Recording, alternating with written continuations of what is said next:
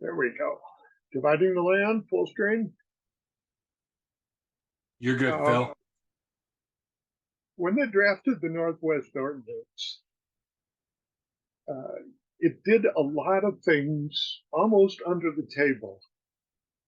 Um, Congress followed Jefferson's advice. You should survey the land before you let settlers go out and claim or buy it. Uh, there was a reason for that. And the reason goes back to four very abstract ways of dividing lands. But they were abstract in the sense that different cultures tended to divide land in different ways. So when the French would show up somewhere, they generally tended to come on the rivers. And when they came on the rivers, they said, if that's our transportation mode, then we ought to give everybody a piece of the river. And the way they would divide the land up would be simply to say, you get so many feet along the river on the left bank, and the land just kind of goes back away from that. The English had a different strategy. They said, let's use some landmarks, let's go from the top of the hill to the old oak tree, and then from the old oak tree down to the river, and then follow the river for a little while, and then go north over here. Um, they had a problem there. And the problem was one that Jefferson discovered when he started to talk about establishing a law school.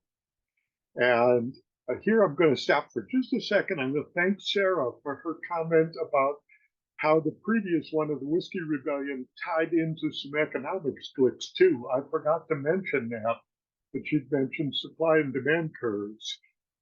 This particular presentation ties into a civics clique uh, about property ownership and a property transfer, and what that means. We had actually a civics rule that you couldn't vote at the beginning until you owned property. But what does it mean to own property?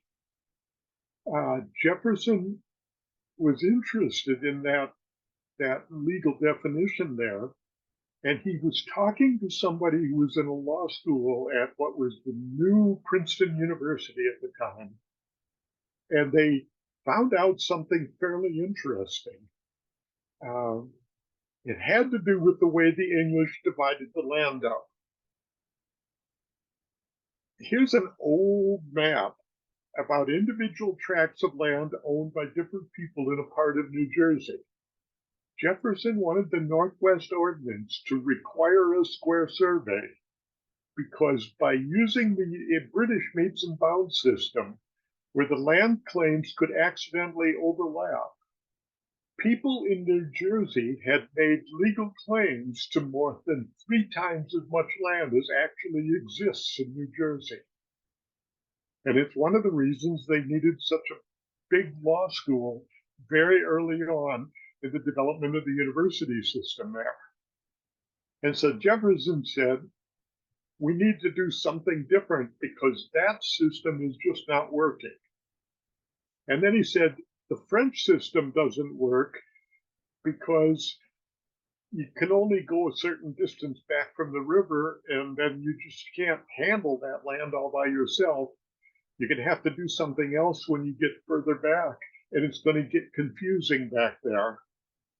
This particular old map shows land owned by different people in a part of Louisiana, and as you can see, it's a kind of a nightmare, as is driving around in that part of Louisiana where the houses are all spaced in a row, but that's a different story.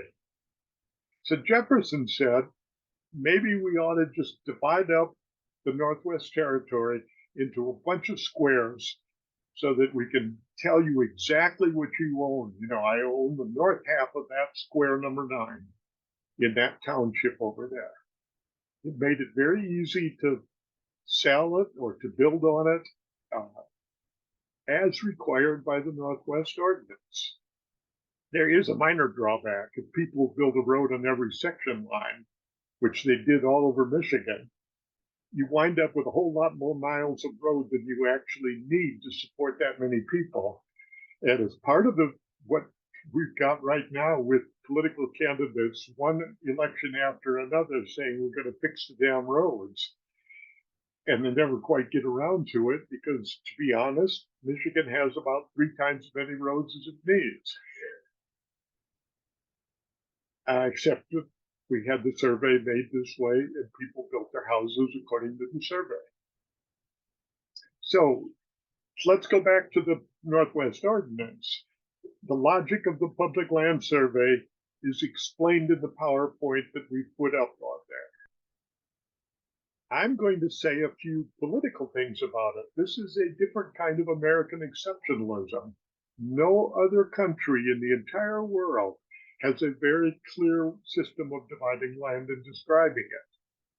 Partly because no other country has a situation where culture came from a different continent and essentially pushed all the indigenous people away and started over with fresh, what they would call a clean slate, empty land. What you see in the background here, this is actually a map from part of Australia.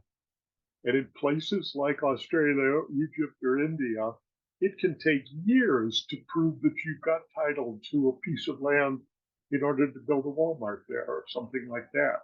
It takes less than a few hours in most parts of the US. I think citizens should know that.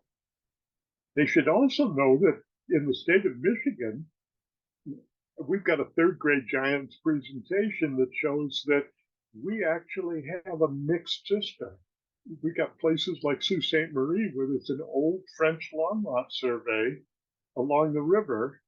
And then when you get back a few miles, we go to the square system that was established by the Northwest Ordinance.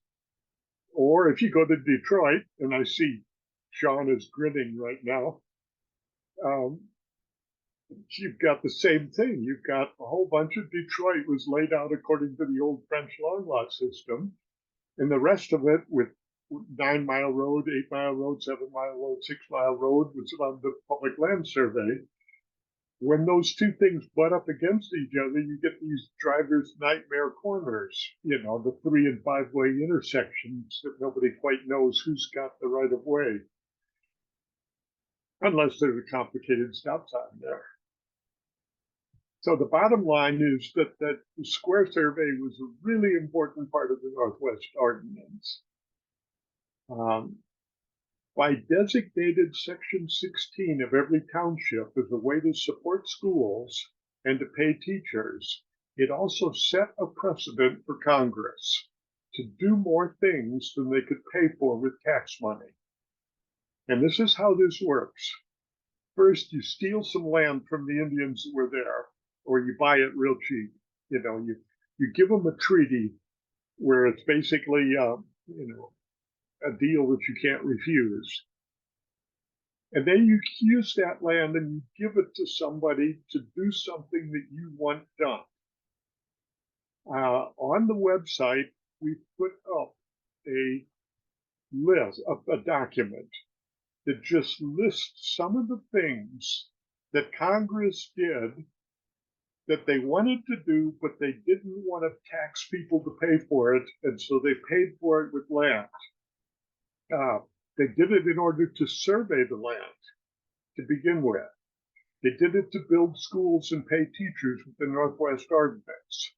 They did it to pay the soldiers in the Revolutionary War in about 6 acts that were passed between 1788 and 1803. They're called the Bounty Land Warrants. Then they did it to build a national road out to Ohio. They did it to pay the soldiers in the War of 1812, to build canals in Illinois, to build improved rivers so they could be navigated, to help push the Indians out of the Midwest, to pay the soldiers in the Mexican War, to encourage people to move to Oregon so that we would have enough people there to fight against the British. That's not in your time frame, but it's going to come about 1850. To build roads, to build a canal, to build the locks up in the Sioux Locks, to encourage settlers to go out onto the Great Plains with the Homestead Act, to build the Transcontinental Railroad. In short, we have a very long tradition of wanting more government services, defense, education, infrastructure, canals, roads, railroads, than we were willing to pay for with taxes. In other words, FDR didn't exactly invent deficit spending. He just couldn't find any more land to steal and give away. Now, that is part of the political dialogue right now. And if you know me long enough, you know I'm a kind of an equal opportunity political lampooner, partly because I used to live in New York in the district that is now represented by Ocasio-Cortez, Alexandria. And there were plenty of bits of democratic dogma that you could poke fun at. But the notion that deficit spending is somehow a problem of the modern age, we did deficit spending. We just paid for it with land using a precedent that was established in the Northwest Ordinance. Now, like I say, we give you a list of about 100 years of that. It continues on beyond that list. The rest of the presentation is basically about an activity about dividing up land. And I pretty much don't want to spend very much time with that, so I'm going to just kick the cancel button on that one. You got any questions about the way the Northwest Ordinance set the United States on a completely different ownership path from most other countries, and how that also set a precedent for ways to pay for government services without raising taxes?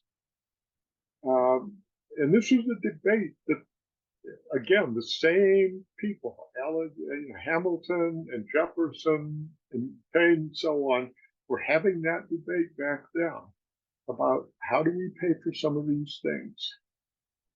Any questions about this one at all?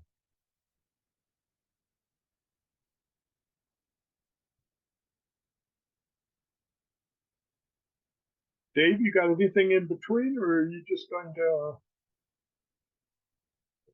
My last thing tonight is assessments, so the rest of it is you until that point.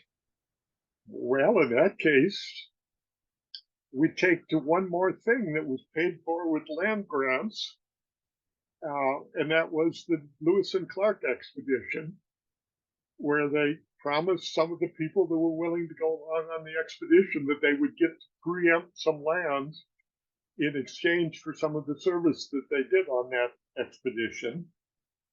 And we got a PowerPoint about the environments of the Lewis and Clark expedition. And I need to kick display settings one more time here.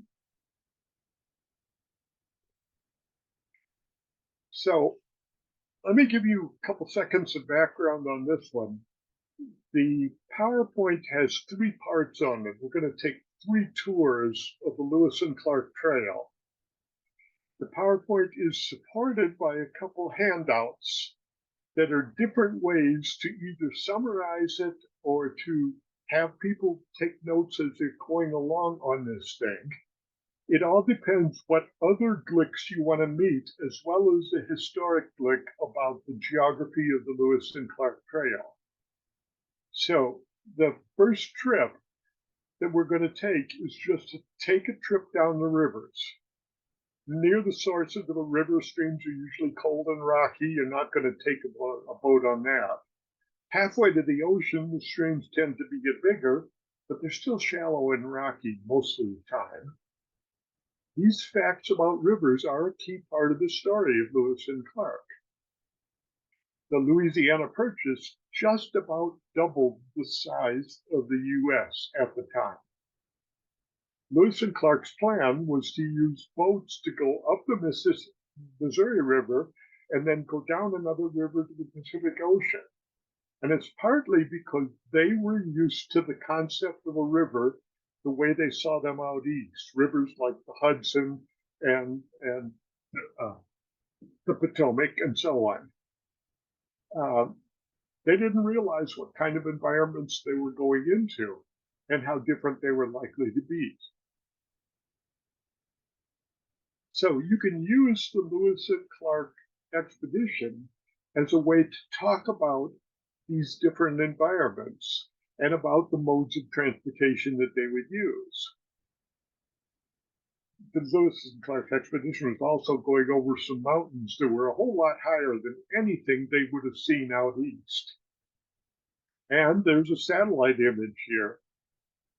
Following our usual rule of having the PowerPoints being too big because you've got a delete key, but you don't have a create key if you wanted to have a satellite image.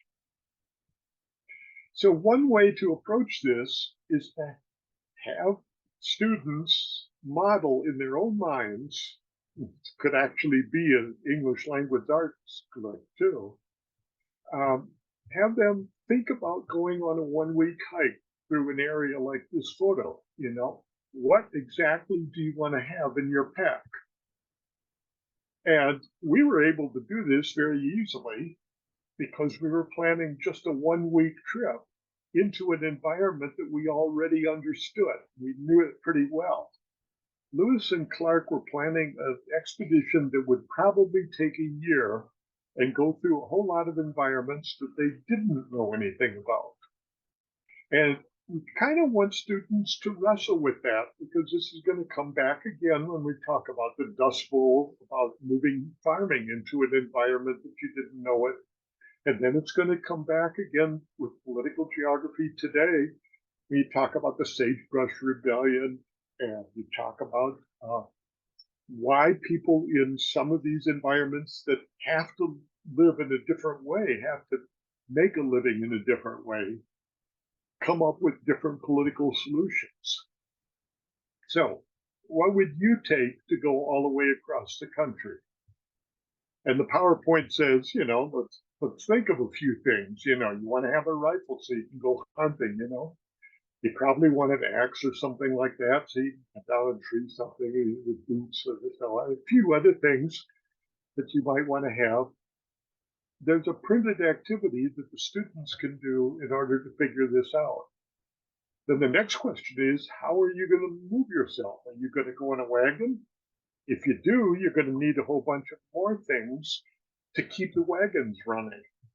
If you go on a boat, you're going to need a bunch of things to keep boats floating. So to see if we chose the right stuff, and you could stop this here and have the students go through that activity and try to pick out what they would want to take along. Let's take a look at the rivers. In Missouri, the Missouri River is surrounded by forest. It's wide, it's deep.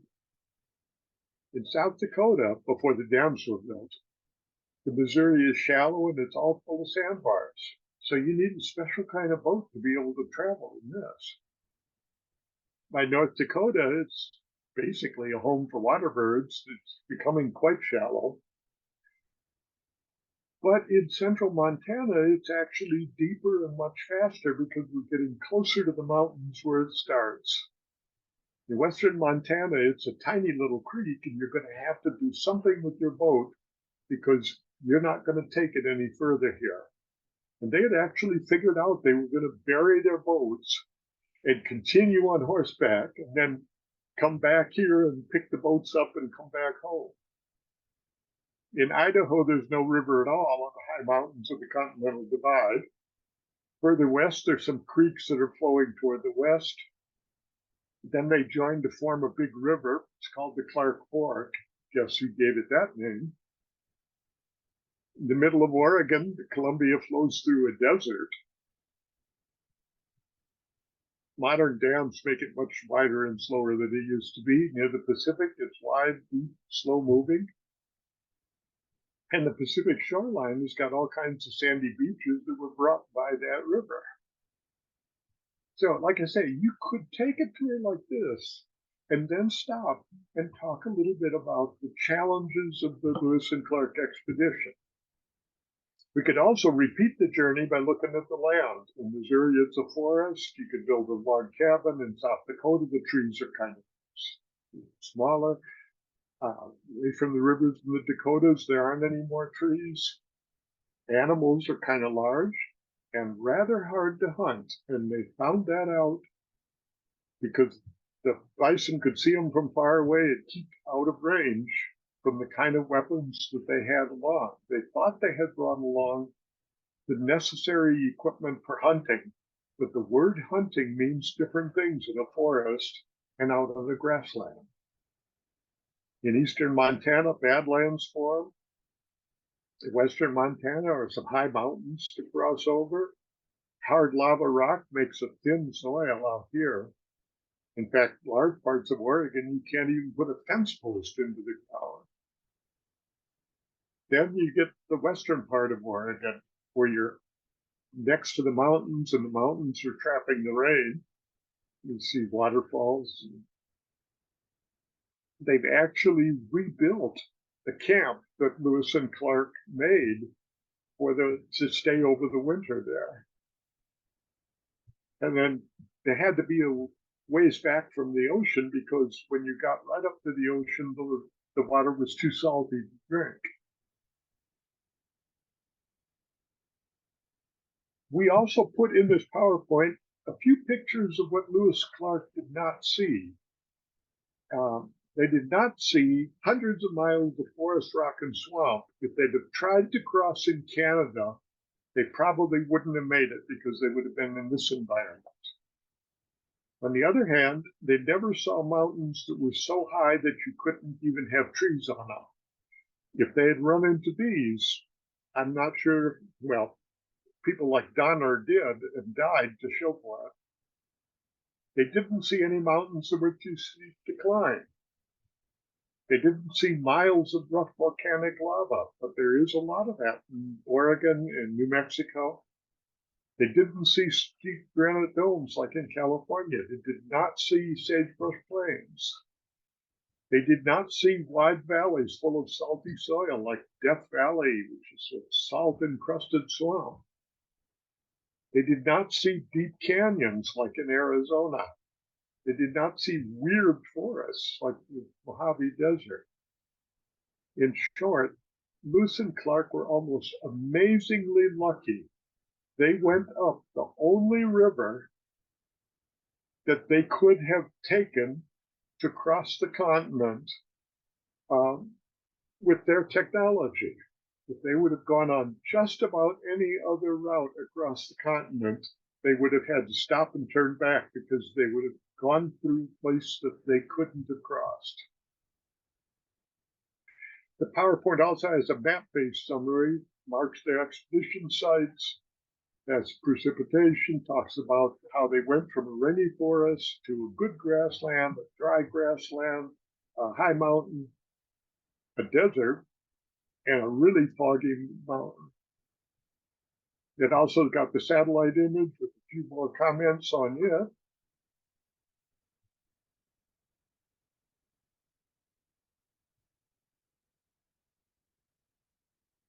Now, we've got two handouts here, which you could actually use in place of all of this, or to supplement it, or as a way of reviewing it, or even later on as a way of assessing it. To help them review, here are 7 photos that were taken from that PowerPoint and 7 numbers on the map. And the student's task is simply to match the photo with the number and to give a little reason why they think that's the way it is. Like I say, you could use this to review, you could use it to preview, or you could use it to assess. Another way to do exactly the same thing is to take some notes from the diary of William Clark. And the job is to take these 5 notes and just to arrange them in order from east to west. We give you 2 versions of that. One of them has William Clark translated into modern English, and the other one has William Clark with the original name. And finally, there's a handout about the equipment that you could choose, and you could have this as being a discussion about the appropriate technology to fit a particular environment.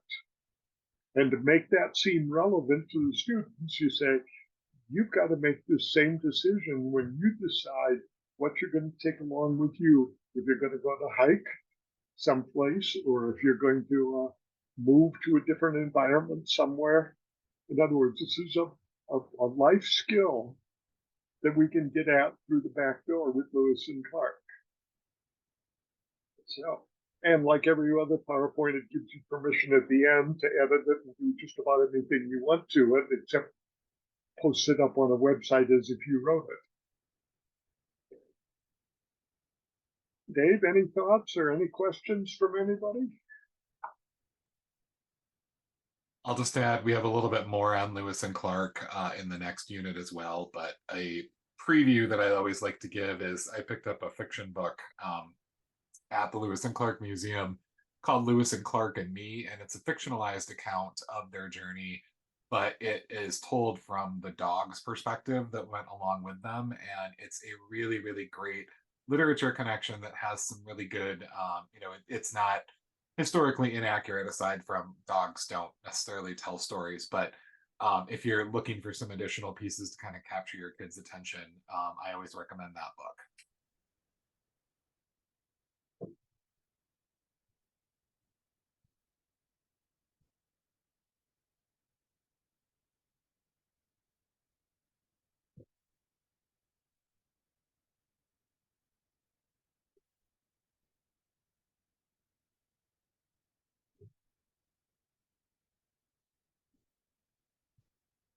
Okay.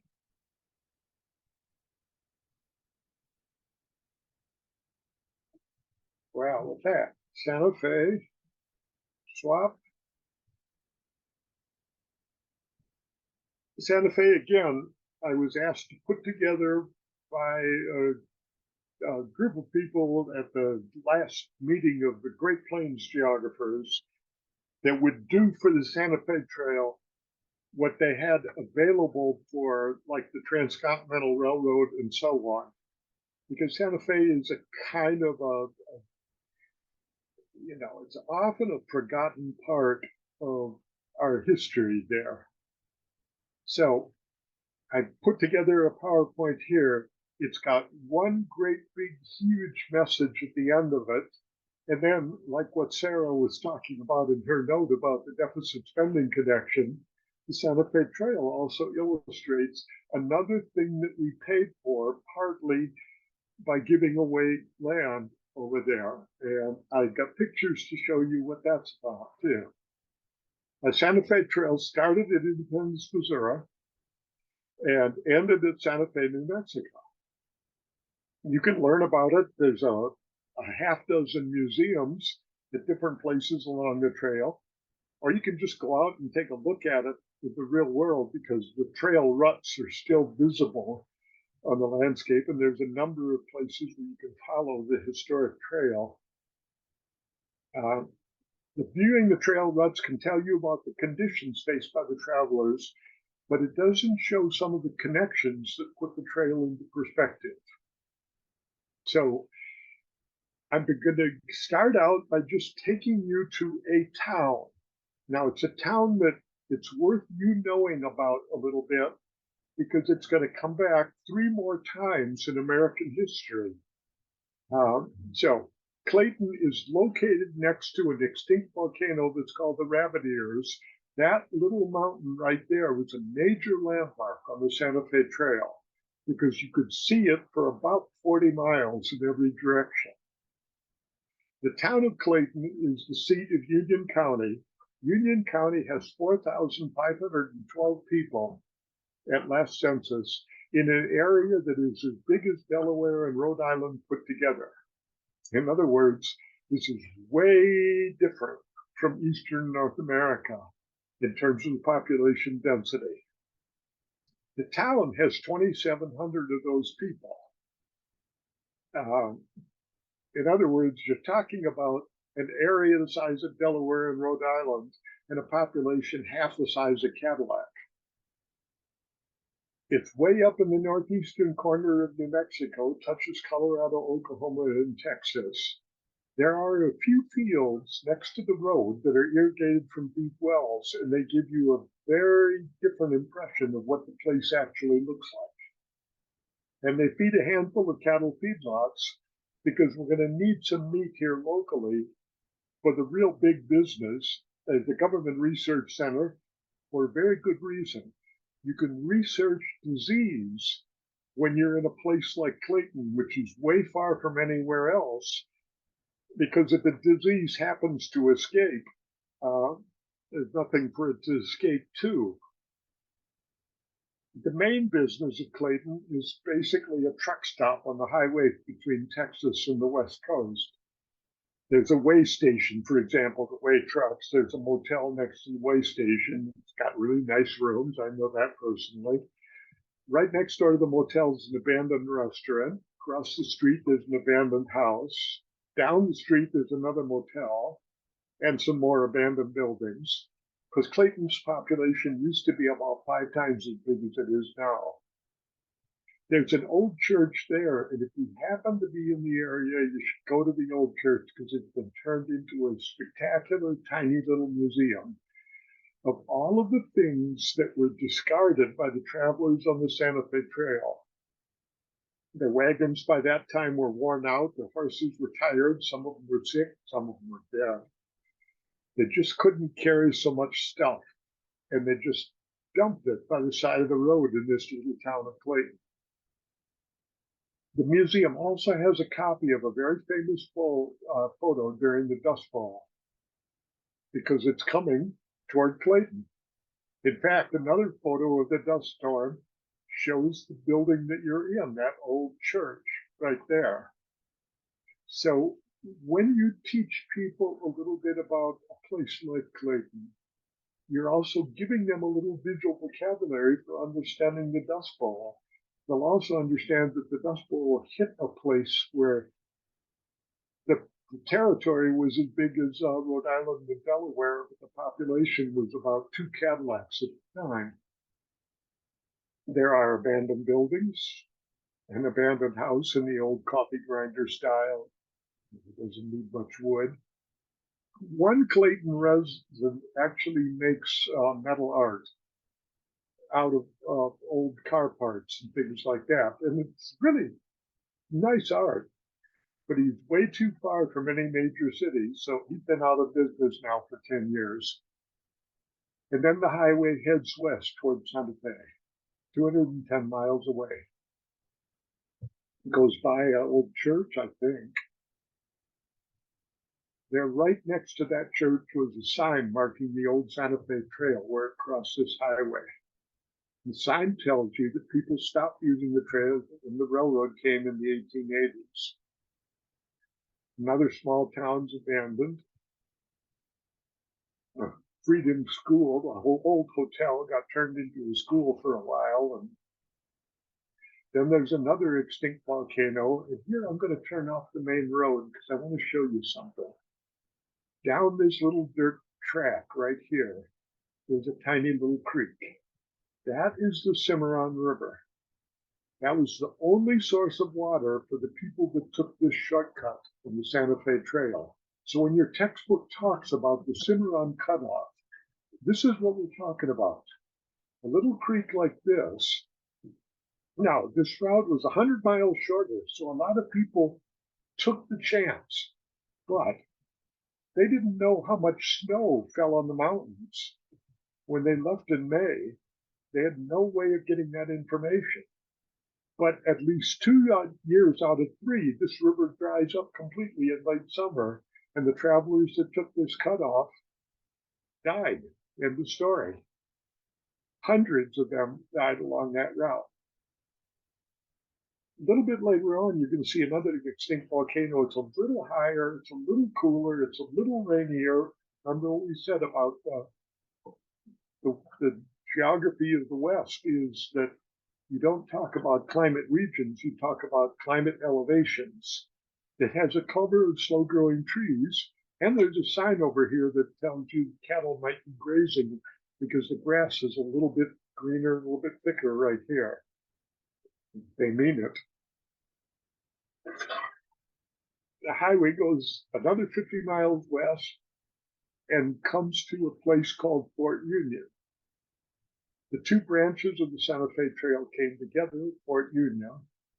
A map shows that there's no wall around the fort. There's just a bunch of buildings there.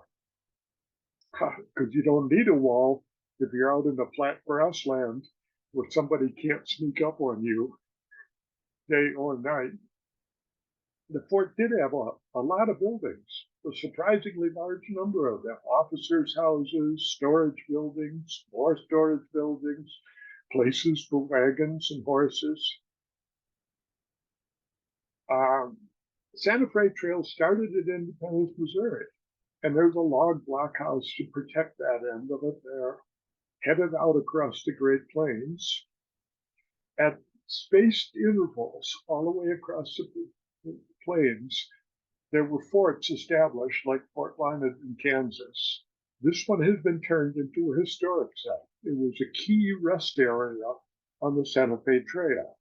It had barracks for soldiers, had long storage rooms for all kinds of supplies, canned goods, gunpowder, whatever you might need. The myth, the myth about a lot of these trails is that the pioneers were venturing out all alone to face the wilderness. The fact is, the Army provided protection and places to get supplies. This was a major taxpayer investment, except the taxpayers didn't pay for it. That was another deficit spending thing that they paid for by giving away land in order to encourage people to build these way stations. So the Santa Fe Trail had a lot of infrastructure on it to help the people out when they went out over there. It ended in Santa Fe, New Mexico. This old painting shows the wagons approaching Santa Fe after a long, hard journey. And there was a metal statue showing the Spanish conquistadors that were there. The Palace of the Governors in Santa Fe was there. Construction started in 1618. That's 200 years before the Santa Fe Trail.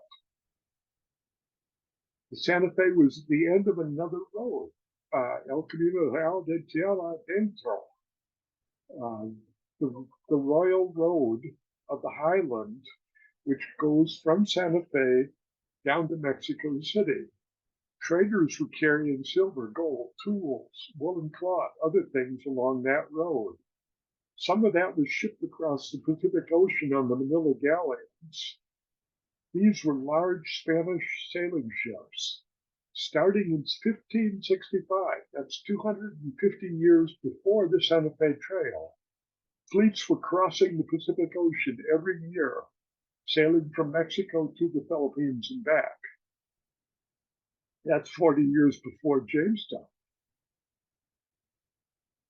These ships were big, and they rode on the same kind of wind-driven ocean currents that push ships in the North Atlantic, which incidentally is why the British Navy wanted to have a foothold in Oregon so that they could sit there with their ships and then wait for the Spanish ships to come by on the westerly winds so that they could go steal the gold. Guys like Francis Drake and so on. Attacking a galleon, however, was a pretty big risk because those things were big and they had a lot of soldiers on them. Out of Santa Fe, there was another trail that was called the Old Spanish Road. Started in Santa Fe and went down to El Pueblo de Nuestra Señora de los Ángeles or Yucula. You know that as Los Angeles. And that trail was in place for 150 years before the Santa Fe Trail. It went through really dry country. People had to go with mules, not wagons, and then would cross the Mojave Desert. The main point was simple. Lewis and Clark and the Santa Fe Trail were both very hard trips, but neither one of them went out into uncharted wilderness. They were going out into places that had been connected to multinational, multi-continental networks of traders, missionaries, soldiers. Spanish traders had been there for 250 years. And if you're here in Western Michigan, you now have a nice story that you can tell for the fraction of your students whose native languages, at least their parents, might have been Spanish. That the Spanish presence on North America is not as prominent as it probably should be in our history textbooks, especially since they'd been there for 250 years before the Santa Fe Trail that we built, we meaning the English speaking people, out across that country. Out, and many of those Spanish roads followed Native American trade paths that had been used for thousands of years. And along that trail is something called the Aztec ruins, a stone city of that native trading network. This little village had more than 400 rooms all connected together. It had 12 kivas, circular worship meeting places like this. Now, to you, that just looks like a pile of rocks because, in fact, that is a pile of rocks. But according to the descriptions, that was a pile of rocks that had plaster and paint on it back when it was actually used by the Native Americans there. So if you want to give students an idea of what it was like to live in one of these trading network areas in the desert Southwest, long before Europeans came along, this is an example to do it that is connected to the Santa Fe Trail. These people, way back then, traded pottery, turquoise, and they actually had some copper there that had come from the UP. And some of their turquoise has been found in burial sites here in Michigan. So that's another really long story. So I'm going to stop and repeat the main point. The Santa Fe Trail was a rugged road. It went into some environments that people out east didn't know about, but it did not go out into untamed wilderness. It went out to a place that was already connected to a multinational, multi-continental trading network and had been that way for hundreds of years. And again, it's got a note here that allows you to edit this thing as you see fit to fit your class. The points that we were trying to make with this is to give them an idea of what that Southern Plains environment looked like with some visual images, to raise some questions about how the military supported the people that were traveling out west with a network of government-funded trading posts and way stations that were paid for with land grants, and to give you a little bit idea about what the native presence of that environment had been even before the Spanish got there, 200 years before the English got there. So with that,